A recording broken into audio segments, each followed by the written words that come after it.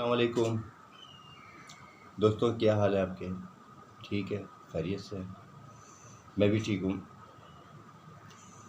दोस्तों, मेरा नाम तनवीर अहमद है और आप देख रहे हैं common man channel. Common man channel एक आम आदमी की आवाज़ है, एक आम इंसान की सोच है, एक कॉमन सेंस की बात है। पाकिस्तान के आम लोग क्या सोचते हैं, पाकिस्तान की आम आवाम क्या चाहती है, वो इस चैनल के थ्रू हम आपको बताने की कोशिश करेंगे। दोस्तों, सबसे पहले हम वज़ीर-ए-आज़म की तरजीहात से मुताल्लिक बात करेंगे।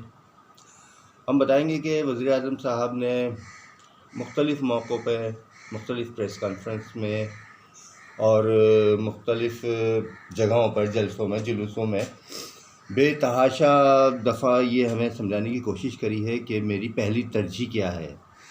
वज़ीर-ए-आज़म साहब की पहली तरजीह क्या है, ये आज तक पूरे पाकिस्तान की आवाम में से किसी एक को भी पता नहीं चला कि आखिर पहली तरजीह है क्या। देखो, कभी वो कहते हैं कि मईशत हमारी अवलिन तरजीह है, कभी तालीम, कभी सियाहत, कभी बेरोज़गारी, कभी माहौलियात, कभी खारजा पॉलिसी, कभी सेहत और कभी महंगाई। महंगाई को उन्होंने कई दफ़ा कहा है कि ये हमारी अवलिन तरजीह है। अब अव्वलीन तरजीह पे काम होता है, अव्वलीन तरजीह पे सारा फोकस होता है। अव्वलीन तरजीह आप अगर किसी को कहते हैं तो उसका रिज़ल्ट चाहिए होता है आवाम को। अब आप कहने से कुछ नहीं होता, आप कह दो अव्वलीन तरजीह मेरी खारजा पॉलिसी। खारजा पॉलिसी का आप हाल देख लो क्या हो गया कि आपकी अपनी वज़ीर जो शीरी मज़ारी साहिबा हैं, वो खुद उस पर सवाल उठा रहे हैं कि खारजा पॉलिसी सही नहीं है। आपने बेरोज़गारी पे कई दफ़ा नोटिस लिया है, आपने महंगाई पे कई दफ़ा नोटिस लिया है, और जितनी दफ़ा आपने नोटिस लिया है महंगाई में बेतहाशा इजाफा हो गया है। आपकी अव्वलीन तरजीह, कभी आप तालीम को कहते हैं, तालीम में आपने क्या किया, कौन सा रिफॉर्म लेकर आए आप तालीम में? आपने कहा था पूरे मुल्क में एक ही तर्ज तालीम होगी, उसके मुताबिक क्या हुआ? आगे क्या बड़ी बात? कुछ नहीं हुआ। आपने मईशत को पहली तरजीह करार दिया और आज पाकिस्तान की मईशत तबाही के किस दहाने पर है ये आप अच्छी तरह जानते हैं, पूरी पाकिस्तान की आवाम जानती है। आपने सयाहत का कहा कि सयाहत हमारी अवलिन तरजीह है। कभी आप बेरोज़गारी को कहते हैं, आपने 1 करोड़ नौकरियां देने का वादा किया था अपने मैनिफेस्टो में। आपने 1 करोड़ नौकरियां देने का वादा किया था और आप तकरीबन कई लाख लोगों को बेरोज़गार कर चुके हैं। पाकिस्तान के कई लाख नौजवान बेरोज़गार हो चुके हैं और जो हर साल मज़ीद लोग तालीम हासिल करने के बाद फील्ड में आते हैं, जॉब के सिलसिले में, रोज़गार के सिलसिले में, जब वो तालीम को खैरबाद कहते हैं तो उनके लिए कुछ भी नहीं होता सिवाय मायूसी के। आपने माहौलियात को अवलिन तरजीह कहा है। मैं समझता हूँ आपने जिस जिस चीज़ को अवलिन तरजीह कहा है वो पस्ती की जानिब है। अब देखना ये है कि आपकी तकरीरों में ऐसा क्या है जो आवाम को अच्छा लगे, जिसमें आवाम मुतमईन हो। मुझे तो कुछ नहीं लगता, मुझे कुछ भी नहीं लगता। आप मुझे बताएं कमेंट्स करके कि आपको ऐसा क्या लगता है कि वज़ीर-ए-आज़म साहब ने जिन जिन चीज़ों को अव्वलीन तरजीह कहा है, जिन जिन चीज़ों पर फोकस किया है, जिन जिन चीज़ों का आवाम से वादा किया है, उसमें कोई 1 इंच का भी काम हुआ है? कोई एक बात भी आगे बढ़ी है? किसी चीज़ में आवाम को, पाकिस्तानी आवाम को, एक आम इंसान को, एक आम पाकिस्तानी को किसी तरह का कोई रिलीफ मिला है?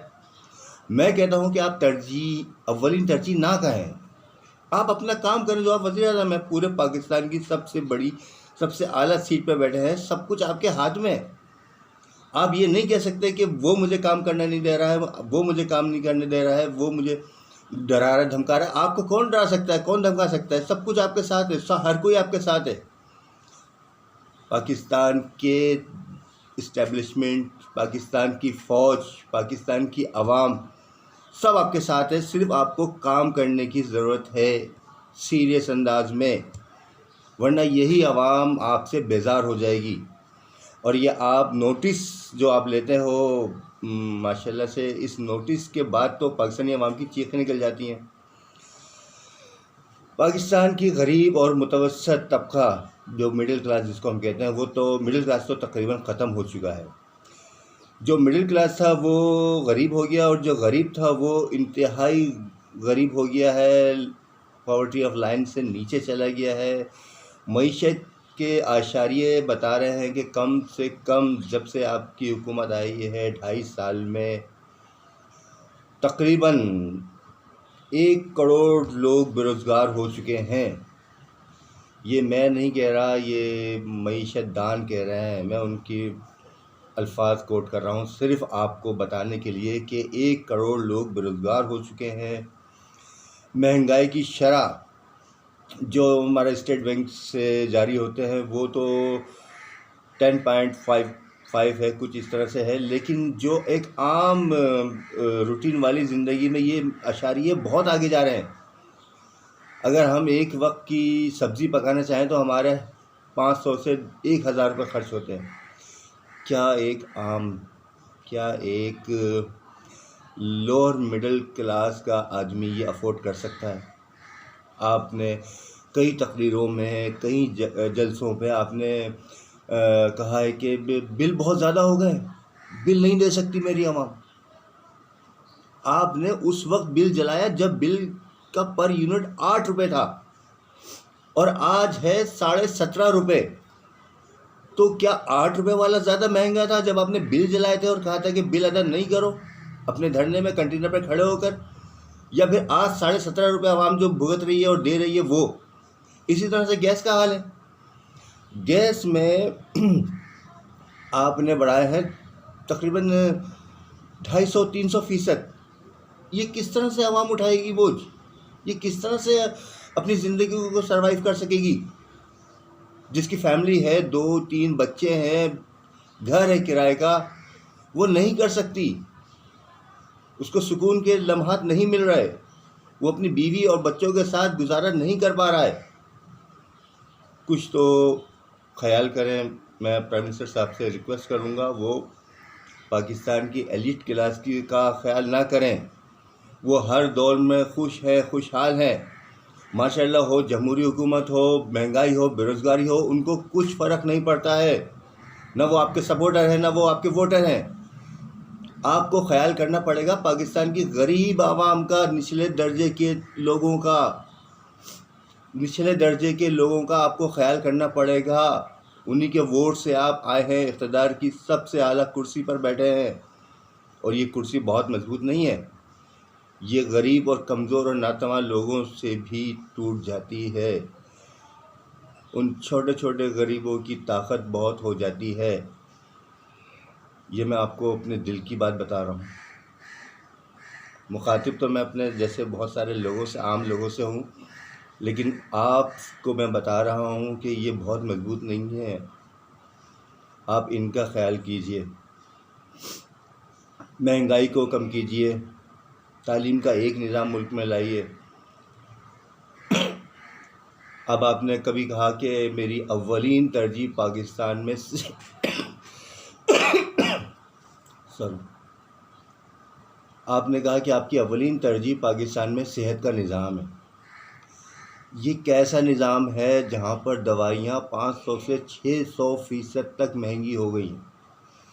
हर घर में, पाकिस्तान के हर घर में कोई ना कोई शुगर का मरीज़, ब्लड प्रेशर का मरीज़, दिल का मरीज़ है। हम नहीं कह सकते, हम यूरोपियन मुल्क नहीं है जहाँ पर वालिदैन को हम ओल्ड एज होम में डाल दें, अपने से अलग कर दें। ये पाकिस्तान, ये मुआशरा इस्लामी मुआशरा है। हमें अपने बुज़ुर्गों के साथ रहना पड़ता है, उनका ख्याल करना पड़ता है।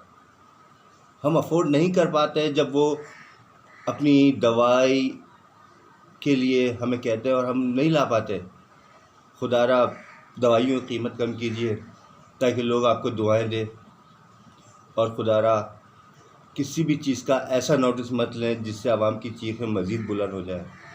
खुदारा पाकिस्तान की आवाम का ख्याल कीजिए। ये बहुत गरीब, बहुत पिसी हुई आवाम है, इस पर रहम खाइए।